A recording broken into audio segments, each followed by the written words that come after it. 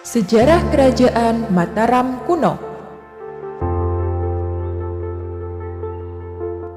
Kerajaan Mataram kuno atau Mataram Hindu merupakan kelanjutan dari Kerajaan Kalingga di Jawa Tengah sekitar abad ke-8 Masehi, sebelum akhirnya pindah ke Jawa Timur pada abad ke-10 Masehi.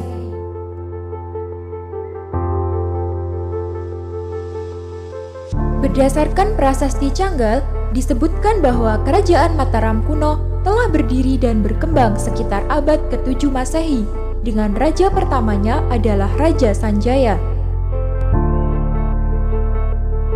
Terdapat 3 dinasti yang pernah berkuasa di Kerajaan Mataram kuno, yaitu Wangsa Sanjaya, Wangsa Shailendra, dan Wangsa Isyana. Wangsa Sanjaya didirikan oleh Sanjaya yang memerintah Kerajaan Mataram kuno dari tahun 717 hingga 780 Masehi. Dinasti ini dikenal sebagai penganut aliran Hindu Siwa. Setelah Sanjaya wafat, ia digantikan oleh putranya yang bernama Rakai Panangkaran.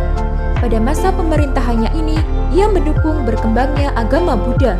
Setelah kekuasaan Rakai Panangkaran berakhir, timbul perpecahan antara anggota keluarga yang menganut Buddha dengan anggota keluarga yang masih menganut Hindu. Keluarga yang menganut Hindu berkuasa di Jawa bagian utara, sedangkan kelompok Buddha berkuasa di selatan. Perpecahan itu akhirnya berakhir karena adanya perkawinan antara Rakai Pikatan dengan Pramudawardhani pada tahun 824 Masehi. Setelah itu, dinasti Shailendra bersatu kembali di bawah pimpinan Rakai Pikatan.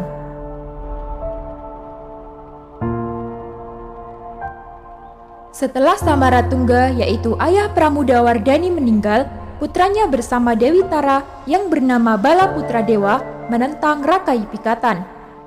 Dalam pertempuran itu, Balaputra Dewa semakin terdesak dan akhirnya melarikan diri ke Sumatera, kemudian menjadi raja di Kerajaan Sriwijaya. Pada tahun 856 Masehi, Rakai Pikatan turun tahta dan digantikan oleh Dyah Lokapala. Dyah Lokapala kemudian digantikan oleh Dyah Balitung. Pada masa pemerintahan Dyah Balitung ini, bidang politik, ekonomi, agama, dan kebudayaan mengalami kemajuan. Ia juga membangun Candi Prambanan yang sangat megah. Raja yang memerintah Mataram kuno selanjutnya adalah Empu Daksa, Dyah Tulodong, kemudian Dyah Wawa. Untuk mempertahankan wilayah kekuasaannya, Mataram kuno menjalin kerjasama dengan kerajaan lain seperti Kerajaan Siam dan India. Selain itu, Mataram kuno juga melakukan perkawinan politik sebagaimana yang terjadi antara Rakai Pikatan dengan Pramudawardhani. Wilayah kerajaan ini sangat subur sehingga rakyat menggantungkan hidupnya pada hasil pertanian.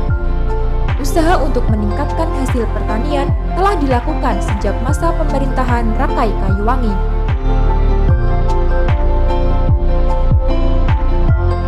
Agama yang berkembang di Mataram kuno adalah Hindu dan Buddha. Masyarakatnya tetap hidup rukun dan saling toleransi.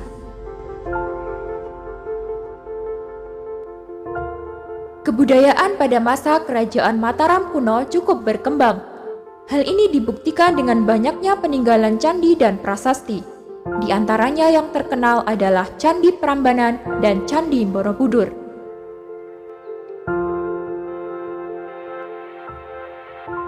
Setelah Dyah Wawa meninggal, Mataram kuno dipimpin oleh Empu Sindok.